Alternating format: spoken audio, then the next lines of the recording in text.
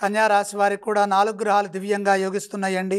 ద్వితీయంలో బుధుడు, ద్వాదశంలో శుక్రుడు, 6లో రాహు, చంద్రులు. బ్రహ్మాండమైన వ్యాపార లాభాలుంటాయి. స్వల్ప ప్రయత్నంతోనే విశేషమైన అభివృద్ధి వ్యాపారంలో కలుగుతుంది. పనుల్లో స్పష్టత వస్తుంది.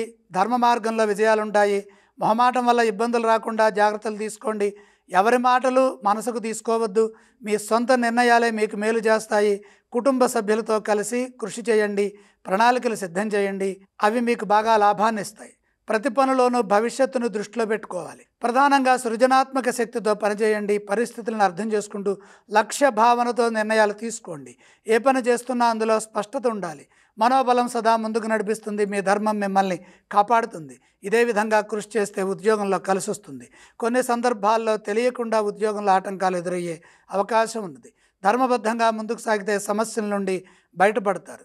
అలాగే మంచి విజయం కూడా సాధించవచ్చు.